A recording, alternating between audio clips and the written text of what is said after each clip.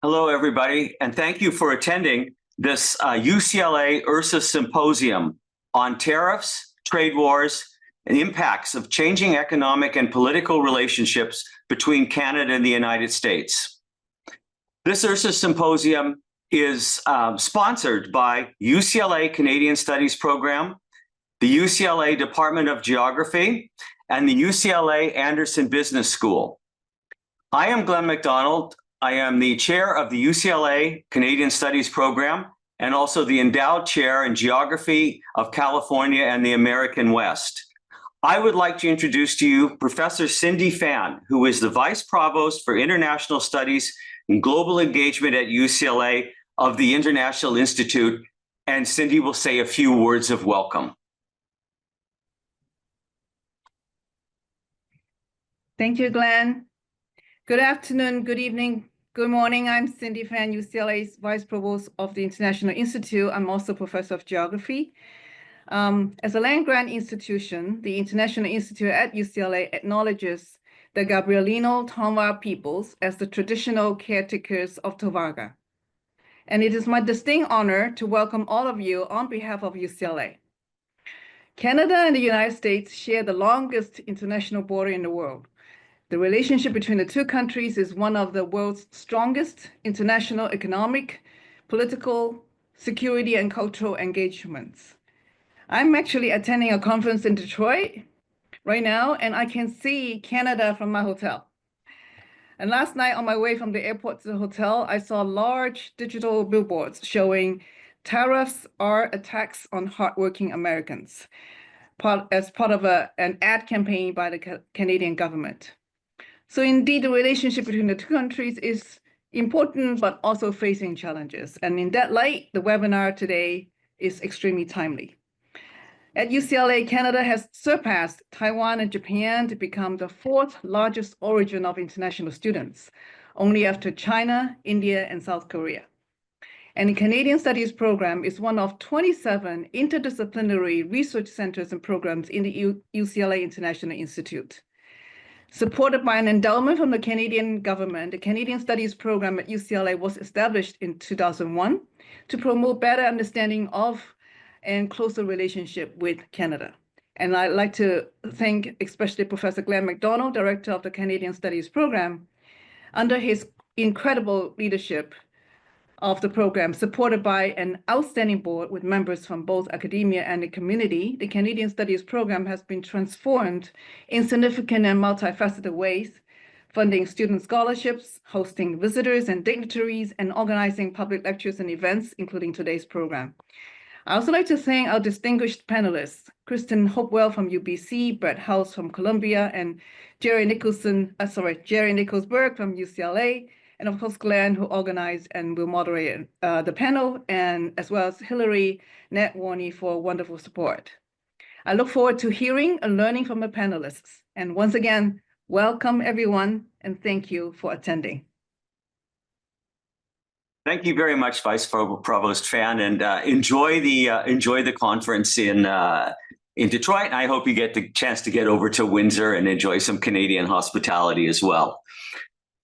So as Cindy mentioned, I'm Glen MacDonald, Director of the Canadian Studies Program, Chair of the Canadian Studies Program here in UCLA, and sort of the organizer of this. And so I would like to then very briefly give a little introduction and some understanding of the purposes of what we're doing today. This Ursus Symposium deals with the very important topic of tariffs and trade wars and the changing economic and political relationship between Canada and the United States. As Cindy mentioned, for over 200 years, we've had peaceful relations along the longest undefended border in the world. Economic integration really accelerated in 1994 with the activation of the North American Free Trade Agreement, or NAFTA. And then NAFTA 2.0, which was put into place in 2020, which is also called the US-Mexico-Canada Trade Agreement. And with those two agreements, we've had deeper integration across a number of sectors, economic sectors between Canada and the United States, one of the notable sectors being the automotive sector, increased trade, And really, we have had booming economies in all three countries, Canada, the United States, and Mexico. And so it's been decades of closer economic integration, relatively peaceful trade negotiations and peaceful trade relationships, and really booming economies, and a sense of comfort, I think, in all three countries with this economic integration. However, we are now facing major issues or disruptions to these relationships. What's the magnitude of the relationships that's being disrupted? First of all, Canada is the United States' second largest trade partner. We're looking at Canada-US trade in the order of about $923 billion a year. About $441 billion is US exports to Canada, and about 482 are Canadian exports to the United States. And one of our speakers will get into more detail on that. In terms of California, Canada is also California's second largest trading partner. And California exported about $19.7 billion worth of goods and services to Canada. Canada imported about $15.7 billion worth of goods and services to California. So this is important not just for our country, not just for the three countries. It's also regionally important for California, for our state's economy. So anything that happens in terms of the economics, the commerce, our trade agreements has massive economic ramifications. However, these issues that we're facing today go beyond simple economics. They have a very sharp political dimension. With the current president of the United States, Donald J. Trump, talking about the annexation of Canada as the 51st state, referring to the Prime Minister of Canada as a governor, this has really sharpened, in a sense, hostilities in terms of public opinion between Canada and the United States. The question is, has the relationship between the two countries now changed in an irreparable fashion, where Canada no longer looks on the United States as a partner in trade, as an ally, as a reliable friend across the border, but has a more adversarial relationship, both economically and in terms of geopolitics? This would be a huge movement of the needle from what we've seen develop since the 1990s. And that's a big question. These ramifications go beyond simply Canada and the United States. Europe is also looking at the picture here and wondering about what future relationships with the United States would be. Is it an ally? Is it an adversary? Is it a reliable trading partner? Is it not? The ramifications of what's happening between Canada and the United States are global. These ramifications also go beyond economics and beyond geopolitics, but they also affect the environment.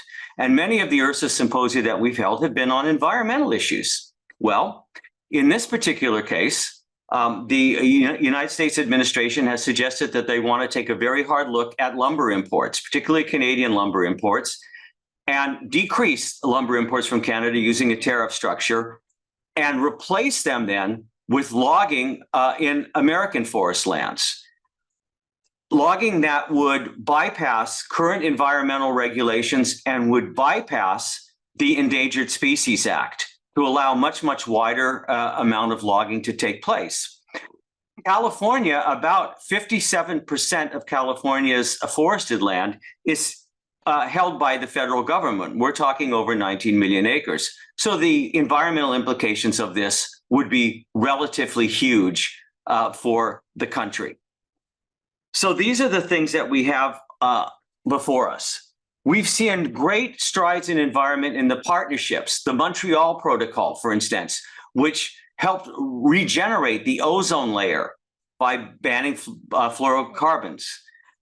The North American Air Quality Agreement of 1991, which decreased acid rain. We've made tremendous strides, not just in economics, not just in social interchange between the two countries, but also in the environment.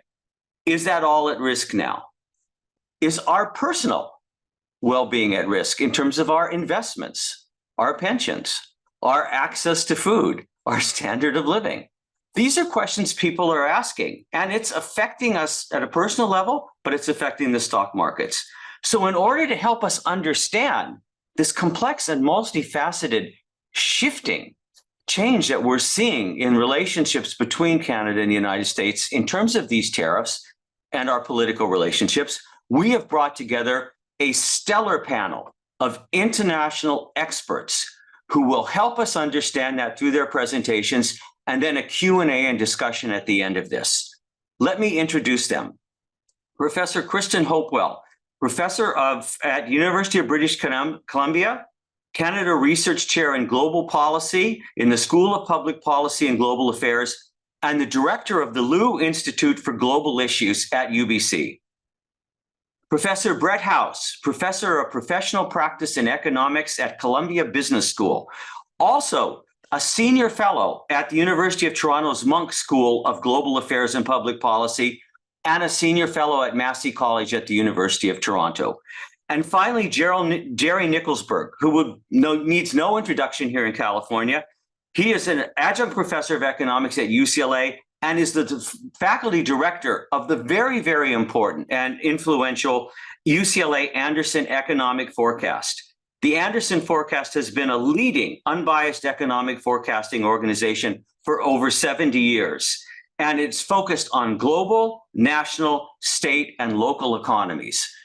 So we are going to then ask these panelists to share their insights, share their knowledge with us, and then we will have a discussion and a Q&A.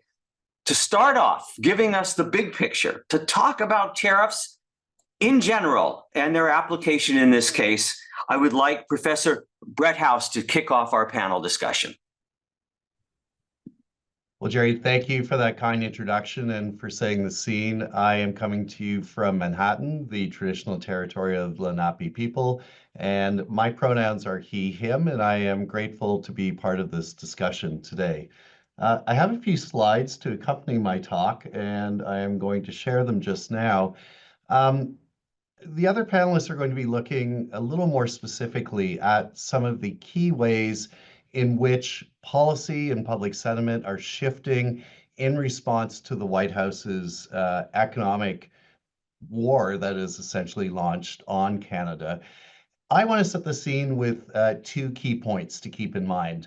First, that bilateral trade between Canada and the United States is balanced.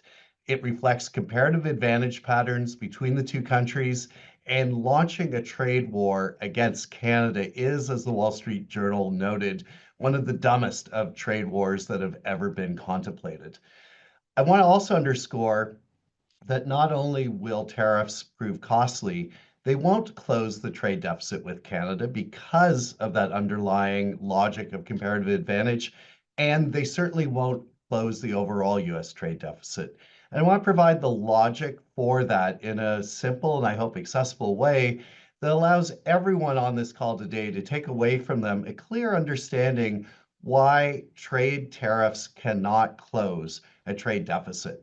They can shift it, they can move it around, they can change its sources, but its overall magnitude is not going to be reduced, however much the White House says, by launching a trade war. Trade wars are not good and easy to win. Tariffs are not beautiful, and they are certainly not going to plug the deficits that are going to be created by other tax cuts. So first off, setting the scene on our trade relationship between Canada and the United States and Mexico as the third member of the USMCA or NAFTA 2.0, it's worth underscoring when we look at the trade deficits that exist between Canada and Mexico and the United States. The U.S. trade deficits with Canada and Mexico are the most stable and the most balanced, i.e. the smallest of the trade deficits that the U.S. has with its major trading partners. At just shy of 10% of total trade, Canada's trade balance is in fact the smallest as a deficit amongst all of those other leading trade partners with the United States. The trade deficit looks much more favorable for the United States when we break down its major constituent components. Now, there is no doubt, I think, in any circles that the U.S. runs a substantial trade surplus with Canada in services. When you look at financial services trade, consulting trade, intellectual property trade, and most importantly, tourism, the United States runs a very large surplus with Canada. It also runs a large surplus in all goods trade once you take out oil and gas from the mix. So the black dotted line here is U.S. good trade, U.S. Exports to Canada, and the red line is imports from Canada, excluding oil and gas. And it becomes very clear that the main driver of the U.S. trade deficit in goods with Canada is resources, not manufactured goods, not the goods that the Trump White House wants to restore to some fabled golden age. If we look specifically only at manufactured goods, the U.S. trade surplus has been consistent over the last decade and a half and really has not shrunk in any major way, even when tariffs were placed on trade with Canada in a direct contravention of NAFTA during the first Trump administration. And if we look more closely at trade between the United States and Canada versus China, we can see that U.S. exports in that thin black line at the bottom to China are less than half of the total exports that the United States sends to Canada. So part of the assumptions underpinning the White House imposition of tariffs was that trading partners would not respond or retaliate. And in fact, in the trading relationship with Canada, Canada has a number of trade lines and specific goods on which it can impose tariffs and substantially hurt industry in the heartland of the manufacturing sector of the United States, right where the Trump administration is trying to boost growth and employment rather than dampen it. Looking forward then at the relationship between tariffs and these trade balances and the overall U.S. trade deficit that the Trump White House is looking to close, I want to underscore that tariffs cannot and will not close that overall trade deficit, and they're extremely unlikely to close the trade deficit with Canada when so much of it consists of not just oil and gas, but Canada is the principal supplier of potash for agriculture to the United States. It's the world's biggest supplier and exporter of uranium. We can also look at steel and aluminum, where about half of American aluminum comes from Canada. About a substantial share of U.S. steel imports in specialized areas that are not produced in the United States. And lumber, as was just mentioned by Glen, is substantially supplied out of Canada and is essential to the rebuilding of the fire-ravaged areas of California. But to look more specifically at the economic logic that allows me to say with some confidence that tariffs are not going to close trade deficits either in goods with Canada, where the United States gets resources at very competitive, in fact, quite cheap prices, tariffs are not going to close trade deficits that the United States has with the entirety of the world. And there will be a little bit of math here, but I hope that this will be a source of a reference source that allows you to come back when you're reading articles or comments from the White House that try to contend differently. So most everyone is familiar with the idea of gross domestic product, the total value of new goods and services produced in the United States in a single year. And we can calculate GDP from a number of different perspectives. One of the most common is by tallying up the major sectors of expenditure in the economy. And Y here represents total output and total spending, or aggregate demand, and its major subcomponents are private consumption by households and businesses, investment, which includes residential investment and company investment in new plant and equipment, government spending, and then net trade. Those four sources of spending add up to total expenditure in an economy in a year, total aggregate demand, which is equal to the total amount of goods or aggregate supply produced in an economy in a single year. Now, Let's do a little bit of arithmetic, and we're going to look first at a closed economy, which knocks trade out of the picture, purely for simplicity and to set a foundational understanding that will enrich by opening up trade.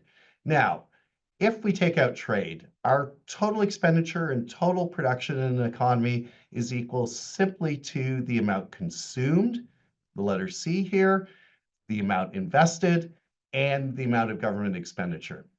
If we collect consumption and government expenditure and take them over to the left-hand side, what it shows us is that total output in the economy, less the amount we spend, less the amount that government spends as well, is essentially the amount that we save in any one period. Not the total stock, but the flow of savings that we have not consumed or devoted to government expenditure out of total output. Why? So why less consumption and less government spending leaves us with national savings? And that national savings is what is entirely and only available to finance investment in a closed economy. If you're wondering, well, what happens to taxes, either payments by private sector individuals and businesses or the revenue government collects, we can add that in.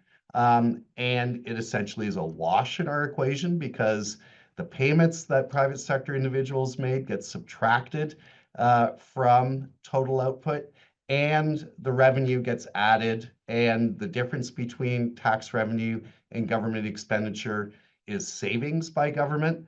On the left-hand side, the difference between total output or total expenditure, less taxes and consumptions, are private savings. So we can just disaggregate savings into two sources. The combination of those savings has to be and is the only source of capital in any one year to finance new investment, new additions to plant, equipment, and technology. So keep that identity in mind, that saving has to equal investment in a closed economy. Now, even North Korea is not a mythical closed economy. It has flows with the rest of the world. So this is purely a reference point for now looking at an open economy, like the United States, where we've added net trade NX back in. Now, when we take consumption and government expenditure over to the left-hand side, again, we can see that that gives us the amount of savings generated in a year, which is equal to investment, but we now have the trade balance on the right-hand side. If we move down a couple lines, we can take investment over to the left and isolate trade. What it tells us is that domestic sources of savings from the private sector and surpluses by government, less investment, have to be equal to our trade balance. Put another way, in our final line here, savings minus investment is entirely what drives the scale of our trade balance, not tariffs. Tariffs can only change the pattern of where that trade balance comes from, but to get a trade surplus, we have to have savings in excess of investment domestically in the United States in order for that right-hand side, for that trade balance to be positive. In fact, for years, that has not been the case. We have either saved too little in the United States, or we've had such disproportionately awesome investment opportunities, whether it's in Silicon Valley or in Hollywood or in New York, all of which have driven flows of capital into the United States and meant that investment is greater than the domestically produced source of capital, savings from government and private sector individuals in Canada, and that has produced a trade deficit. That isn't going to change until either Americans decide they want to consume a whole lot less and save a whole lot more, or government deficits get cut substantially, or taxes raised massively, keeping spending otherwise similar. Let's look at what have been the main drivers of those trade deficits. So this is from a lovely little column by Martin Wolf in the Financial Times, who charted out much of the argument I'm making with you today, because this really is a foundational, almost textbook argument of international economics.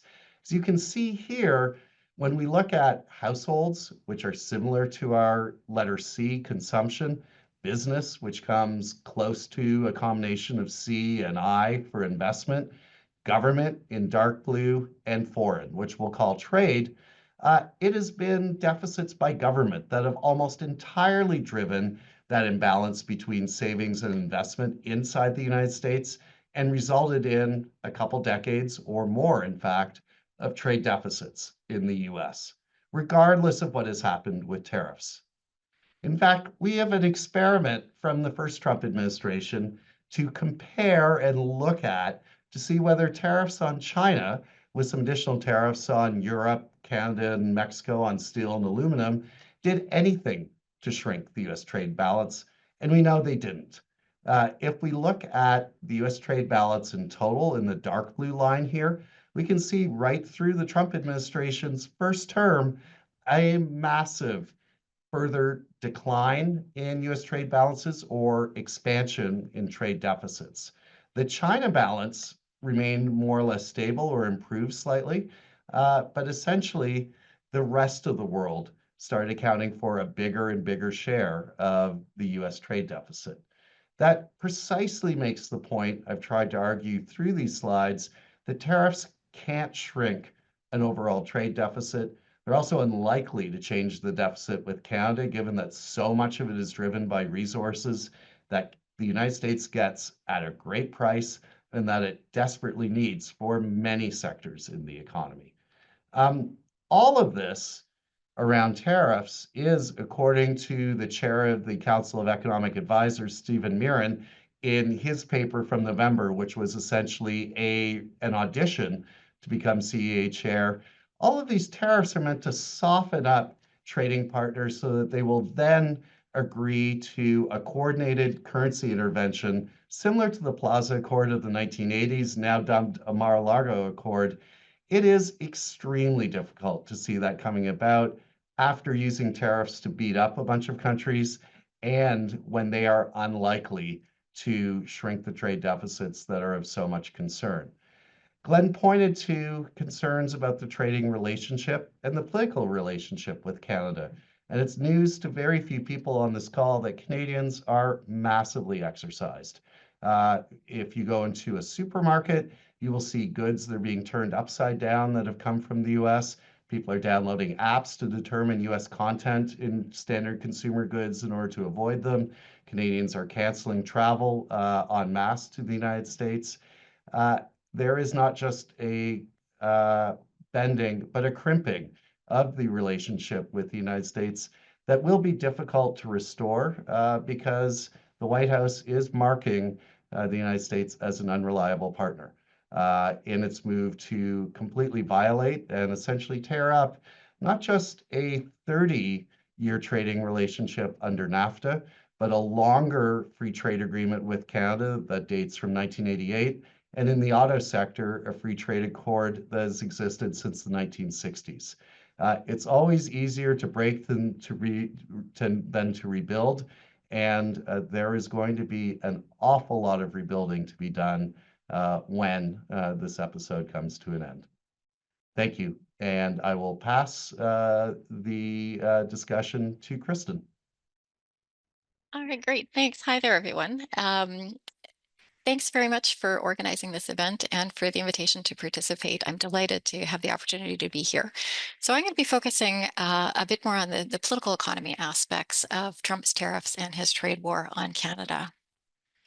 So I wanted to start with a quote from President Reagan from back in the 1980s when he signed the original US-Canada Free Trade Agreement. And at that time, he said, Canada and the United States are two distinct variations of a common theme of freedom, democracy, and human rights. Let the 5,000-mile border between Canada and the US stand as a symbol for the future. No soldier stands guard to protect it. Barbed wire does not deface it, and no invisible barrier of economic suspicion and fear will extend it. Let it forever be not a point of division, but a meeting place between our great and true friends. And I think this is very much the attitude that has long characterized relations between the two countries for many decades, if not centuries. This is a shot, a photo from the Peace Arch border crossing between Washington State and British Columbia, where I'm joining from now. And I think it nicely highlights this relationship between the two countries, and particularly the close people-to-people ties that unite the two countries. So I, for example, am a dual American-Canadian citizen, someone deeply invested in the future of both of the two countries. I've spent my life crossing the border, living and working between the two countries. And that's something that's common for many Canadians and many Americans. In terms of culture, history, shared values, people-to-people ties, Canada and the US are probably the most intertwined countries in the world. So we've heard a bit about the economic relations between Canada and the US. The two countries have enjoyed free trade since the 1980s, and in autos for 2 decades before that. And this economic cooperation has been extremely valuable to both parties. So Canada is, in fact, the US's largest export market. Integrated North American manufacturing has been extremely important to the strength of American manufacturing. As we know, in sectors like autos or aerospace, parts inputs cross the border multiple times in many manufacturing sectors. And that's really helped the US manufacturing sector to maintain its international competitiveness amongst the rise of new competitors like China. As Brett really nicely highlighted, Canada has in particular been a crucial supplier of key natural resources and inputs that have helped fuel US manufacturing and the US economy more broadly. If we look at energy, the two countries are deeply interlinked. Canada is the biggest supplier of energy to the US, supplying 60% of American oil imports. Many of US refineries, particularly in the Midwest, for example, are specifically designed to process the heavy crude oil that comes from Alberta's oil sands. And Canada has been a really critical partner for the US in supporting American energy security. Brett also mentioned potash. Canada supplies 85% of the potash that's used by American farmers for fertilizer.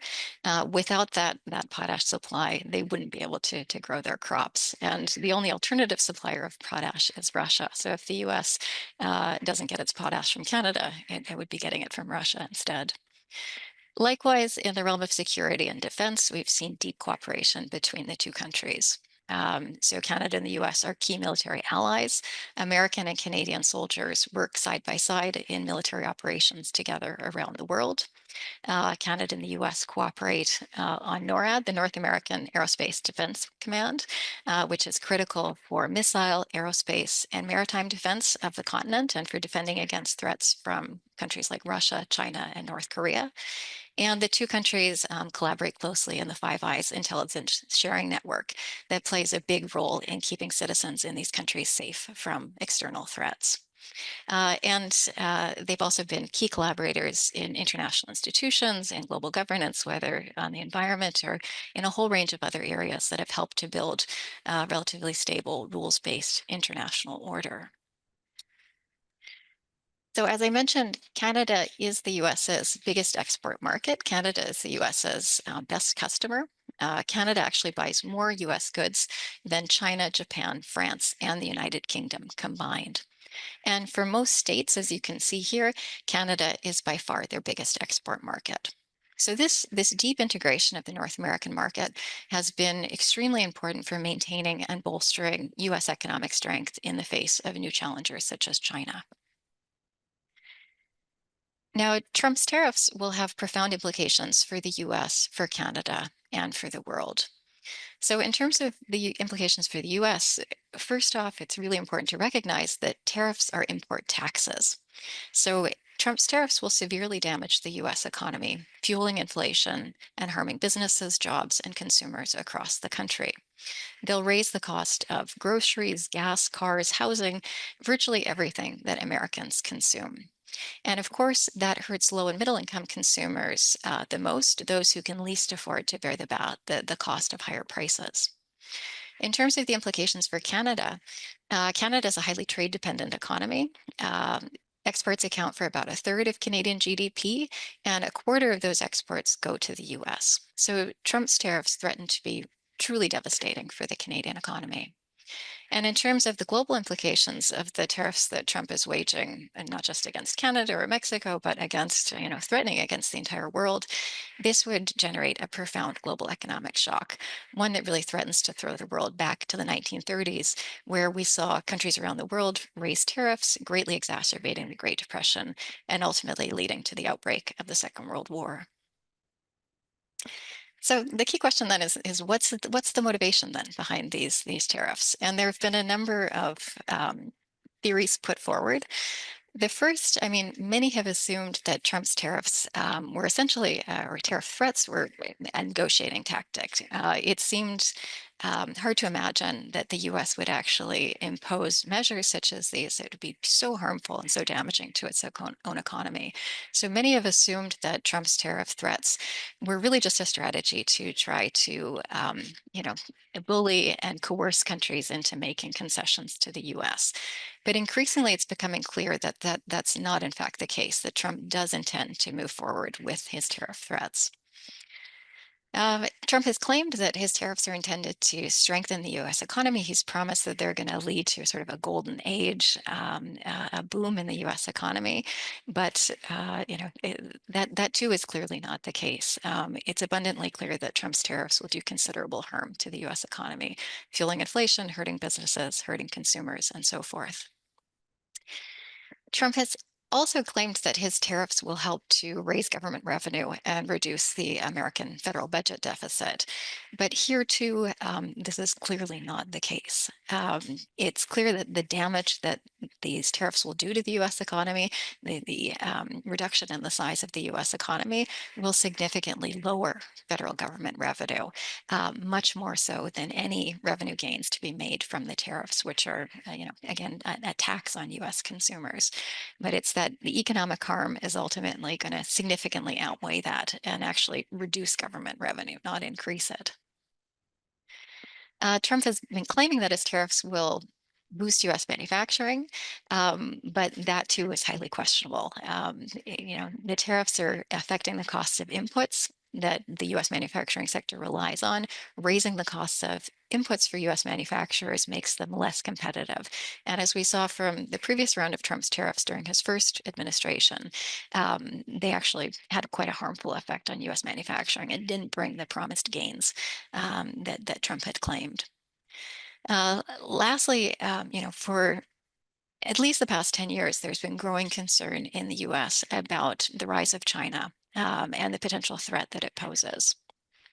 China, an authoritarian state with widespread human rights violations, there's been concern about a need to address its rise and that potential threat. The issue, of course, with Trump's tariffs is that they're not targeting China, they're targeting everyone else. The tariffs that he's imposing on Canada and Mexico, a 25% tariff on those countries, is actually much larger than that he's imposing on China. And Trump is targeting all of the US as major allies and partners with his tariffs. So this is clearly not addressing any perceived threat or concern about the rise of China. So the question then is, who actually benefits from Trump's tariffs? Who benefits from his trade war against Canada and a whole host of other key American allies? And I think the answer to that is clear. Trump's policies are truly a gift both to China and to Russia. Trump's tariffs, his other foreign policies, his domestic economic and other policies will all dramatically reduce the US's national power. For the past several years, there's been growing concern about economic coercion, for example, from China. But the reality is that today, if we're looking at economic coercion, it's actually not China, but the US that poses the biggest threat to many countries around the world. And what we're seeing is many countries responding to Trump's tariffs, his threats, the economic warfare that he's waging on allies like Canada. Many countries are responding by turning to China and trying to deepen their trading relations with China instead. Similarly, with Trump's attack on USAID and his defunding of US foreign aid, we're already seeing signs of China trying to step in and fill that gap. So China is very much positioning itself to take advantage of the damage that the US is doing to its international reputation, its international alliances, and China is stepping in there to deepen its economic and its political ties with countries around the world. So Trump is hurting the US economy and the US's ability to compete with China at the same time that he's also hurting many of the US's closest allies and doing profound damages to US alliances. And in the process, the result is he's significantly strengthening other countries like China and Russia. Now, Trump has been making these comments about Canada as the 51st state. Initially many people assumed that this was a joke. This seemed so outrageous that it seemed difficult to take this seriously. But I think we need to be very careful about this. I think what we're seeing, whether in the realm of domestic or foreign policy, is many of the things that Trump has said he was going to do and that seemed just too outrageous or too fundamentally against US interests. We couldn't imagine him following through on these things. In many of these areas, Trump is doing exactly what he told us he was going to do. So I think we need to start listening much more closely and hearing Trump when he says what he intends to do and taking that more seriously. And it's becoming clear that Trump sees Canada the way that Putin sees the Ukraine. Trump does not recognize Canada as a sovereign, independent country. It is becoming clear that Trump has a fairly limited conception of national power that's very strongly equated with territorial control. So you can imagine, kids playing the board game Risk, where the goal is basically to, control as much territory as you can. It's becoming clear that Trump does have aspirations for territorial expansion, and we see this in his orientation towards Canada, towards Greenland, towards Panama, and this is something that we should be deeply concerned about. What we saw, the first step for Putin in initiating his illegal invasion and war in Ukraine was the use of lies and disinformation and conspiracy theories in order to try to discredit the Ukrainian government and legitimate his illegal invasion. And this is what expansionist authoritarian leaders do when they want to lay the ground for a military invasion. And frighteningly, we are starting to see something very similar from Trump. We're seeing a similar use of lies and disinformation. For example, Trump's claims that Canada is a major source of fentanyl or illegal immigration into the US. These are blatant lies, blatant falsehoods with no grounding in fact whatsoever. Trump's claims, for example, that Canada doesn't exist as an independent nation. These types of blatant lies and falsehoods, we can see this as the start of an effort to paint Canada as a potential danger, a potential threat to the US, a potential enemy. And I think this is something that we need to be very concerned about and very proactive in trying to counter. So it's becoming clear that whether he intends to move forward with a formal effort to annex Canada, or Trump intends to subjugate Canada by doing severe damage to its economy and basically making the country beholden to the US. It's clear that Trump wants to dominate Canada. And it's very important to be clear that Trump's talk of Canada becoming a 51st state is clearly a myth. Trump would never grant statehood with voting rights to Canada. We need to remember Canada has a population of 40 million people. That's larger than the state of California. If it were to become a US state, it would be the largest state in the US. And most Canadians, especially right now, would lean heavily Democrat. So if Canada were to be a US state with voting rights, that would enable Democrats to dominate the House, the Senate, and the presidency. So it's clear that Trump has no intention of granting Canada statehood with voting rights. Instead, when he's talking about potentially annexing Canada, we should understand that he's thinking about making Canada essentially a subjugated colony to the US. So we need to be very clear about this.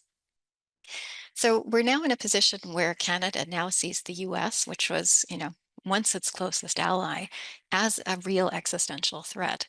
And that's not just Canada. This is also true of all of the US's allies in Europe, in Asia, and elsewhere, increasingly recognize that Trump is a real threat to their economic and security interests. So Trump is very much alienating all of the US's closest allies and partners. So in terms of the response from Canada, as Brett mentioned, there's been an intense surge of opposition in Canada to the actions and the comments that we've seen from Trump. Canada is typically not a very nationalistic country in terms of its orientation, but in this moment, there's definitely been a strong surge of opposition. There's been a wave of consumer boycotts, efforts to try to support Canadian producers that have been hurt by American tariffs through a Buy Canadian movement. Many Canadians are now avoiding travel to the US, and that's also been compounded by instances of arbitrary detention of Canadians and Europeans and others at the US border, where Canadians and Europeans have been detained and held in deplorable conditions with no access to legal counsel for weeks on end in very, very deprived circumstances. So there's been a real rift created and a very strong reaction within Canada. Now, it's clearly the case that Canada is, the David to Trump's Goliath in this situation, but it's not without resources to try to push back and defend itself. We have seen Canada introduce counter tariffs in retaliation for Trump's tariffs. This is an issue, though, because, of course, tariffs are import taxes. They hurt consumers and businesses in the country that imposes them. So Canada has imposed retaliatory tariffs in response to Trump. But, of course, this is, hurting Canadians as well as Americans. Canada does have the potential to possibly levy export taxes or export controls on some of these goods that it traditionally sends to the US that are very critical to the US economy, things like oil or potash or uranium, critical minerals, for example. But there's a real reluctance to take these sorts of measures, a fear of escalating the situation and worsening sort of a tit-for-tat trade war between the two countries that's extremely damaging to both parties. There's a reluctance to take these types of measures, but these are certainly tools that are available in future if needed. In addition, Canada has also been taking measures like trying to reduce interprovincial trade barriers, providing economic support packages to businesses and industries that have been hurt by Trump's tariffs. Canada is also looking to diversify its export markets and its trade to try to reduce its dependence on the US and its vulnerability. And it's also very actively been working on boosting its security cooperation with allies and its defense capabilities. So I'll wrap up there, and I look forward to our discussion. Thank you. Well, thank you very, very much for that. I mean, this is all very sobering indeed. I would like to then bring things closer to California and the situation in the United States, Western United States, and the United States more broadly, by having Jerry Nickelsburg, again, faculty director of the very, very important and influential Anderson survey and Anderson reports, which come out from the Anderson School of Business. Jerry, please go ahead. Thank you. Good afternoon. And thank you, Glenn, for organizing this, and Cindy for sponsoring it, and my colleagues for setting the stage to talk about California. And what I want to do when I'm talking about California is dig down into some of the sectors that are going to be impacted here in California. But if you're in a different region or a sub-region, the difference is only going to be proportional. And so I start off with two pictures here. One is trade wars. I don't have the Canadian flag on here. It's the Chinese flag. But the other is deportations. And I think we can't really isolate, when we're looking at individual impacts, the policies vis-a-vis tariffs on Canada from tariffs on other countries and from deportations when we want to look at the sectoral impacts. So my job here is to talk about California, but first I want to start and just reiterate some of what we've already talked about. And the first is kind of separating out penalty tariffs from negotiating tariffs. And by country, penalty tariffs, China, India, the EU, are being imposed with the thought, as expressed in Washington, that there have been unfair trade practices. Now, vis-a-vis Canada, the aluminum and steel tariffs and maybe the copper tariffs that are going on are penalty tariffs. And so, as was expressed earlier, don't expect those to go away anytime soon. The other are negotiating tariffs. And again, we've heard a lot about that before. Mexico, Canada, Denmark, others. Those might go away. We don't know. However, between now and when that is resolved, what we can expect is firms in California and elsewhere to not know what their cost of production is going to be, to not know what sale price they need. And so they're going to be scaling back, and that has a negative economic impact. And you know, you've heard about tariffs and their impact before. The data on tariffs from the 2018 tariffs, and then going all the way back to the Smoot-Hawley tariffs of 1930, which are really the most recent instances of tariffs being increased in the US, show that the price received by the exporter in US dollars pre-tariff is the same as it was before the tariffs were imposed, which means that the American economy is, in those two instances, and we expect now, absorbing all of this tax. And then we have the disruption that I just mentioned, and let's just turn to California. So I want to set the stage here for California. The graph you see on the left-hand side is real GDP growth from 2023, quarter 4, to 2024, quarter 2. There's been a lot of rhetoric, and you hear a lot of rhetoric from Washington about California being a failed state. This is GDP growth, and the one all the way over the right in gold, because California is the golden state, is California, and all the way, on the left, and all the way over on the right is the US. But things have been slowing down in California, and you see on the right-hand side of the slide here, real GDP in the first quarter of 2024 for California was significantly above the US. And since then, it's been tracking about the same as the US. And in January 2025, California's unemployment rate was 1.4 percentage points higher than the US. Now, about 0.4 is due to the fact that California is an entrepreneurial state.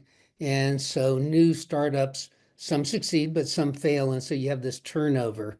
So that's just the normal differential.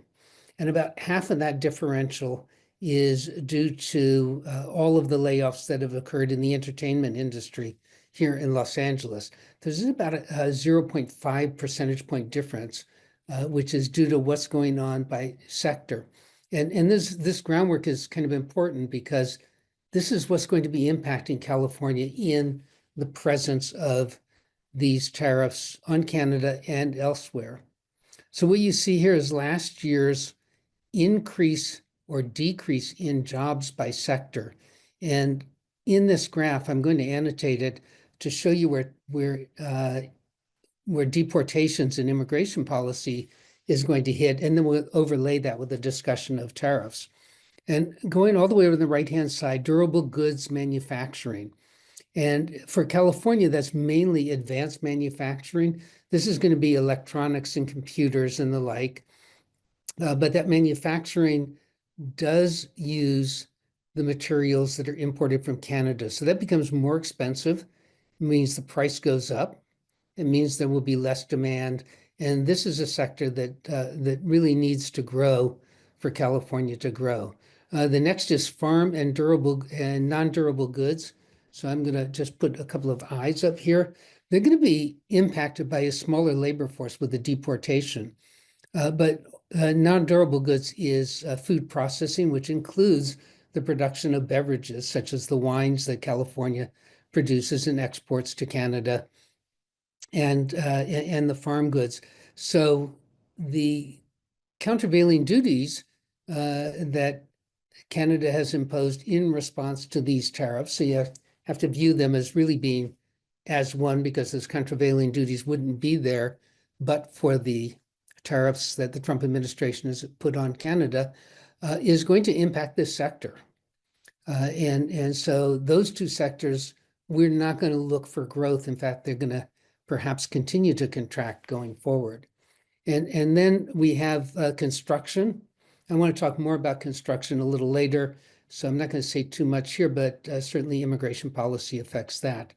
And then you look over on the right, on the left-hand side, the things that have been driving the California economy to give it that superior economic growth. Healthcare and social services is going to be affected by policy in Washington. It doesn't have legs. It's not going to be a growth sector. Next is leisure and hospitality. And this definitely is being impacted today and will be impacted in the future by the tensions between the United States and Canada. We're seeing a fall off in tourist arrivals in the Coachella Valley, so that's Palm Springs. Not too much now because it's summertime or it's springtime and about to be summertime. But as we get to next winter, when Canadian snowbirds flock to the Coachella Valley, we're not expecting that to happen in any great numbers in the coming year. And that will be definitely a negative impact on the state. The other real magnet is wine country. So Napa and Sonoma Valley in the north part of the Bay Area. And we're already seeing Canadian tourists not coming and those who had reservations canceling those reservations. So that's going to be a hard hit area. And then that feeds back to non-durable goods manufacturing and farming. So really kind of widespread in leisure and hospitality. Then we have other services. It's a small sector. Well, before I get off of that slide, so what California needs in order to grow and to have superior growth in the coming year or two is durable goods manufacturing all the way over on the right, and then information and professional scientific and technical services, that's technology, to grow to counteract all of these headwinds. So let's turn to them. Here's real durable goods manufacturing output, and that's from 2018 to 2024. And what you notice is that it has been growing. The last 2 quarters of 2024, it kind of ramped back a little bit. So it's about 14% above 2018. But that's because of the closure of a few factories. Now, there has been construction of new factories in California in semiconductors, in batteries, in storage, electricity storage devices, in steel, in fact, and in aerospace. We're expecting aerospace to grow. We're expecting technology to grow. But just to reiterate, as raw material prices go up due to the tariffs, the prices of these manufactured goods will go up, and therefore less will be demanded. And this won't be as strong a growth sector as it might otherwise have been. Turning now to logistics. So logistics is processing all of these goods that are coming into the state. And what you see on the left-hand side is imports through the West Coast ports. And these are in TEUs, which is 20-foot equivalent units. This is the big container. And so that's the standard unit to measure imports and exports. And so the top there, the red is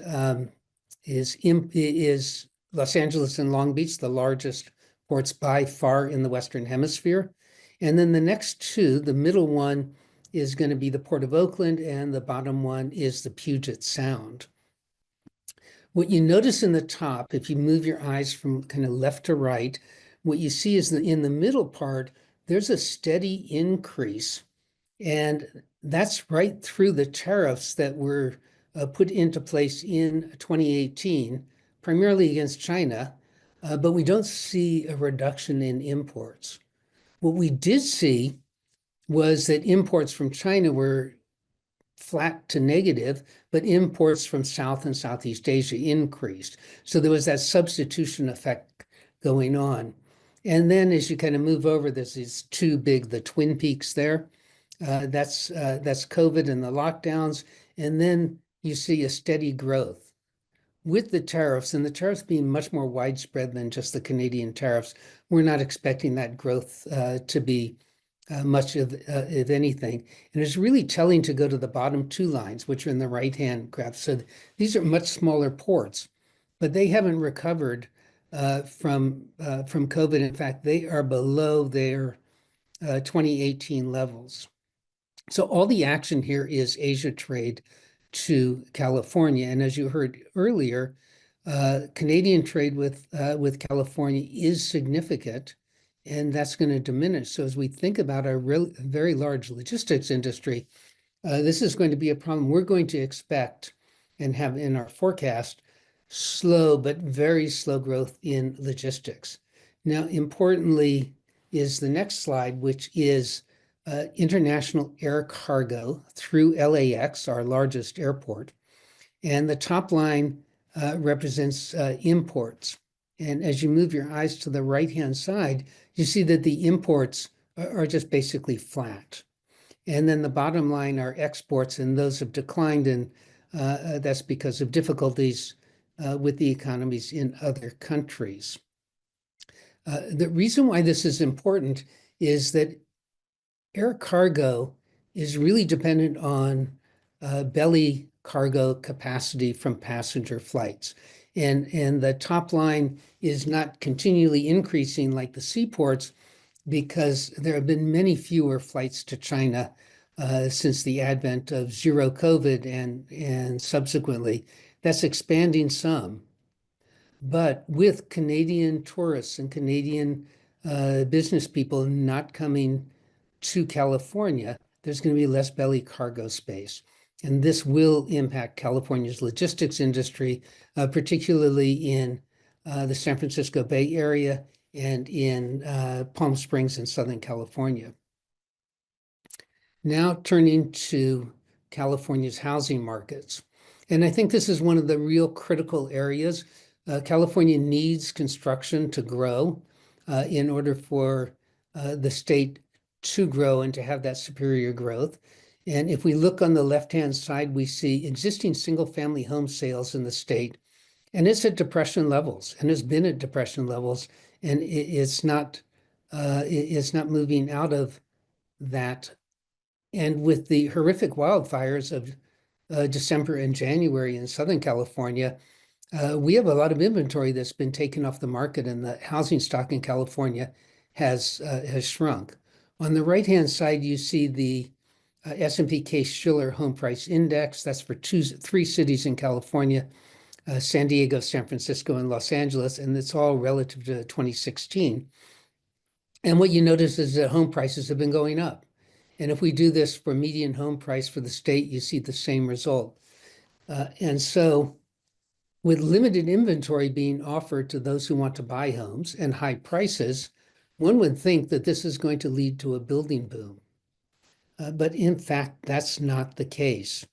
If you look at the graph on the right-hand side, this is monthly California new residential building permits, and it's going nowhere. And why is it going nowhere? Well, one of the important reasons is on the left-hand side is payroll construction jobs. Except for the peak there that you see, which is the speculative building boom, we are at record levels of employees in payroll jobs in California. Now we're going to lose employees who are undocumented, who are being deported or staying home and avoiding the labor force. So that's coming. And so we have a capacity constraint. This is not zoning, this is not California restrictions, which in fact have been eased. This becomes more critical because we have something on the order of 12 or 13,000 additional homes that need to be built in the state. And on top of that, these tariffs are going to raise prices. They're going to raise the price of lumber. They're going to raise the price of aluminum and steel and other inputs to the production process for homes. They're going to make home building more expensive. And you heard earlier that, the idea is to do more logging in California, do more logging in the Pacific Northwest and in other Western states. But it takes a long time to build up the capital and the labor force to do that.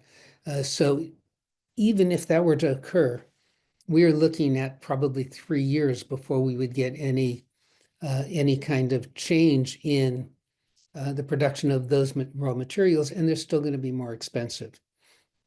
So that leads to our forecast. hopefully what I've indicated here is there's a lot of uncertainty with this forecast. And so you need to keep your eyes on exactly what's happening with all of these sectors in California, or kind of the same sectors in whatever state or province you're in. But we have very muted payroll job growth, an unemployment rate that is going to average this year 5.7. It's going to go up to 5.9%. Increased unemployment because of these higher costs and because of the disruption that is happening to these new economic policies, and very little building. So this is not an optimistic outlook, to be sure, for the state. And there's a lot of downside risk. The upside risk is that all of the things that we've been talking about get resolved in the next 6 months, and we're off and running again.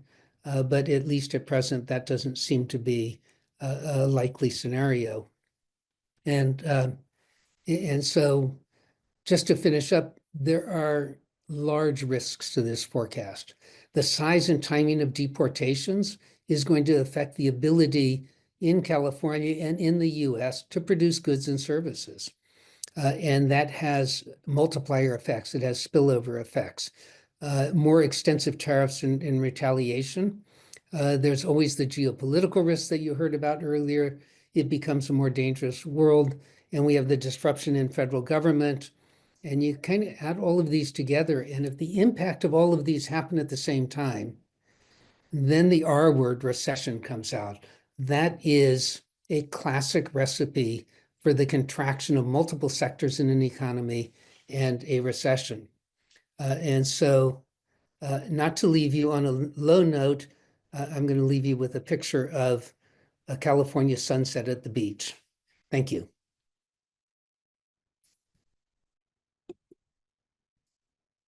Well, thank you very much, Jerry, and thank all of the panelists for those really insightful presentations. I have to say, also very sobering presentations and thought-provoking presentations. We do have some time now to deal with questions. We have questions that were provided earlier on when people registered. We also have questions from the audience, which have been put in the Q&A panel. I'm not necessarily going to read exactly the questions that might have come in, but I will try to synthesize some of the questions that came in and allow you to tackle that. And so I'm going to start with one question that has come in from a number of people who are looking at their 401ks or their RRSPs, and they're thinking, and I know you're not financial analysts, you're not licensed financial, professionals in terms of providing investment stuff, but people are wondering what should they be doing in terms of their investments in the face of these potential tariffs. I will give you one update on news. All the markets are down at close because at 4 o'clock Pacific or Eastern time, Trump was going to make an announcement about new tariffs on autos. And so the markets reacted very strongly to that. I do not know what the press conference is. It's going on right this minute. But people are looking at that volatility in the market, and they're worried. Any thoughts about that, about our personal investment finances? I throw it out to the group.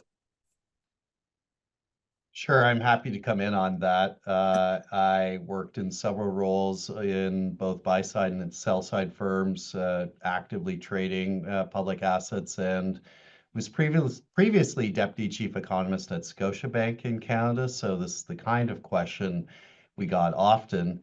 I would lead off by saying that any advice has to be contextualized to each person's specific circumstances, risk profile, and needs.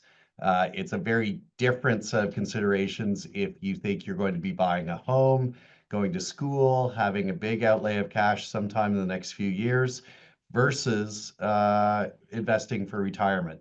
In the first case, being nimble about assessing risk matters a whole lot more than if you're investing for multiple decades. I think two key things to keep in mind is that we came into 2025 with equities or stocks priced at the highest valuations we've seen on 6 different major metrics, the highest valuations we've seen since the dot-com bubble in 2001. In order to realize those valuations and maintain them, we would have had to have an absolutely perfect confluence of macroeconomic data and policy. And we've had neither of those. And so I think the main thing to consider is that we are likely to have continued volatility being driven by announcements from Washington that are reasonably unpredictable and difficult to track. And that unlike the first Trump administration, we came into this term with equities already priced at incredibly high levels and really only one way to go. So I would suggest considering your retirement or other investments in that context. Okay, Brett, thank you very much. Carefully worded. Kristen, Jerry, any thoughts on this? No, I mean, I think that's right. It's, very individual. The stock market moves around a lot as traders try and interpret information.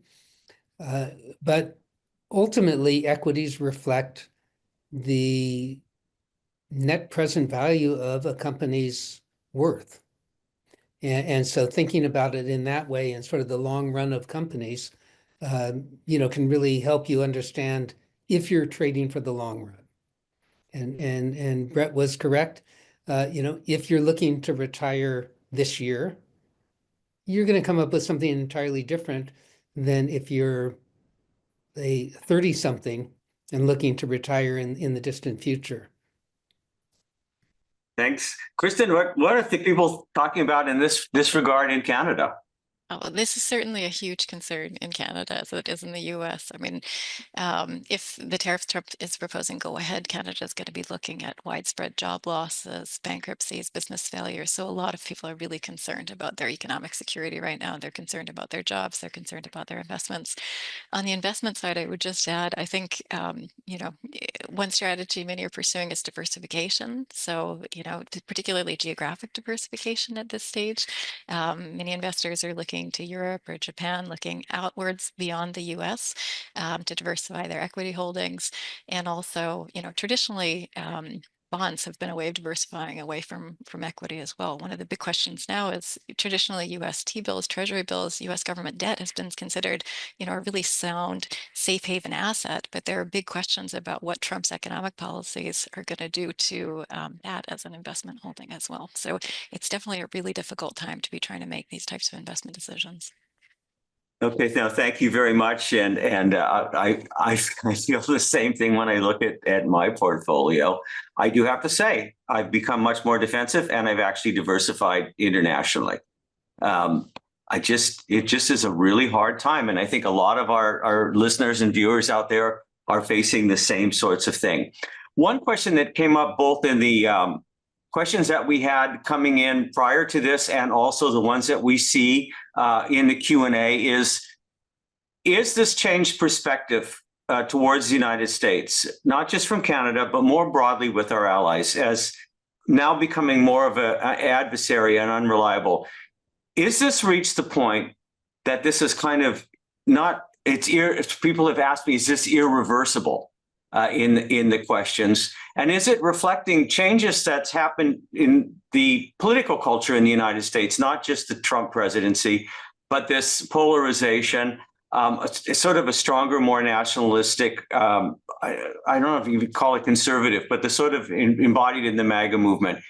Can this change, or are we at an inflection point where the geopolitics of the world has changed and the role and the position of the United States will never be seen the same way by our allies and friends and things like that? And that's a question that's come up by several people. Okay, so let me jump in to start the discussion.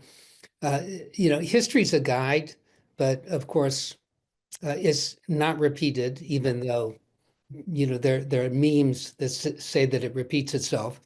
But if we look back at the 1920s and going into 1930, the U.S. went through a period of time of nationalism. of withdrawing from the world. And 1930, we had the Smoot-Hawley tariffs. And so it was a real time of deglobalization. If you look at the data, it's very dramatic what happened to international trade.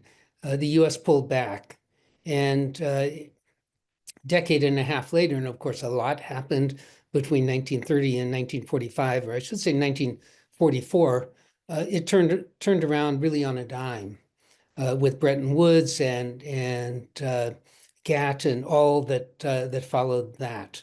So is it irreversible?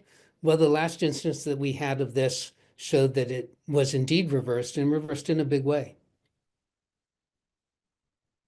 Brett, Kristen, and before you answer, I just want to say the other thing that other people ask, and Jerry, you directly is they've asked this question: is this the end of globalization? And it's not just the American phenomena, but this is maybe more widespread. And so, if you have anything to comment on that. Well, I'll take the big question on globalization and then narrow in on the Canada-US relationship. We have not seen a meaningful retreat from the highs of the share of trade in global GDP that existed over the last few years. It doesn't mean it could not be unwound, but tales of globalization's death have been, I think, premature on several occasions, and continue to be now. The inexorable logic of comparative advantage, which drives us to find the most effective ways of producing across countries, will continue to assert itself.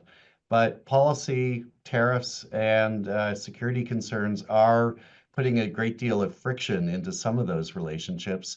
And data from the IMF show that while total global trade has not declined, it is reorienting itself into political blocks where trade between, let's say, a Russia-China bloc and Europe and North America is relatively lower than it was previously, but trade within friendly blocs has not been hit nearly so much.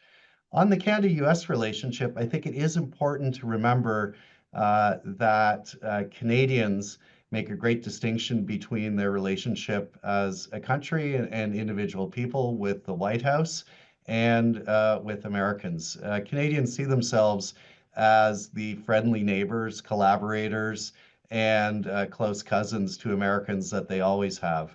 But the Canadian government needs to take defensive measures to account for the fact that commitments made by Washington are no longer reliable, and it needs to then, help Canadian business in finding alternative markets. That is manifesting itself in some of the things we mentioned earlier.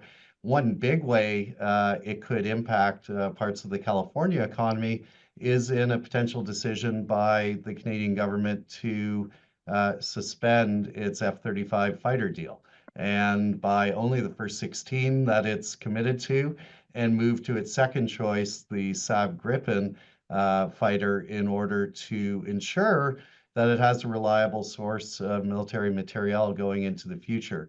Those are the kinds of things that can be repaired in terms of commercial relationships, but some things like that weapons purchase, that airplane purchase, that can't be undone.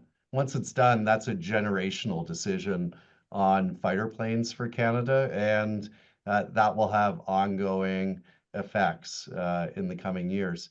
I think, lastly, the most critical thing to ensure that the situation is either reparable or reversible is to hear Americans of power and substance speaking out against the 51st state rhetoric, against tariff battle with the United States' closest economic ally and political ally.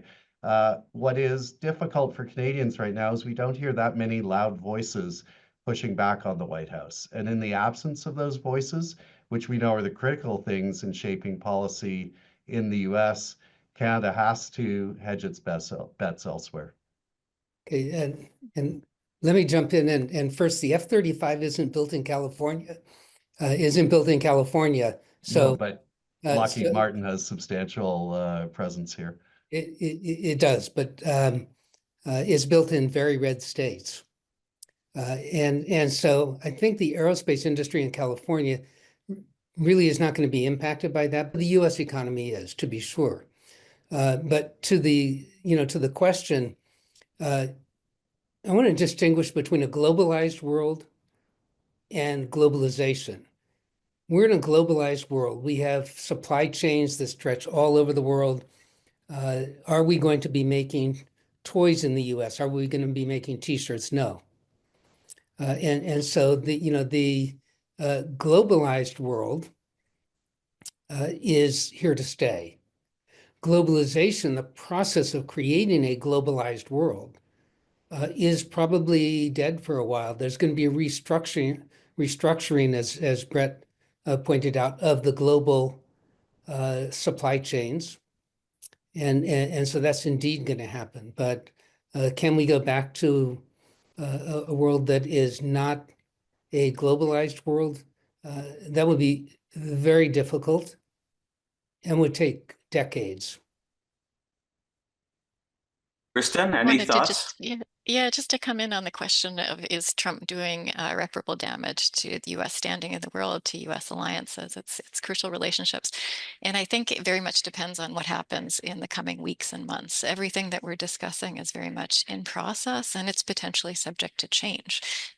We know that Trump is susceptible to pressure from business, from industry, from consumers, and there's been a major shift in American public opinion. If you look at the polling data, the majority of Americans now have serious concerns about Trump's management of the economy and the effects that his tariffs and other economic policies are having on issues like the cost of living, jobs, and so forth. So this is the time to be mobilizing and putting as much pressure on the Trump administration to try to avoid, the threatened tariffs, the barrage of tariffs that he's threatening to impose on the world next week.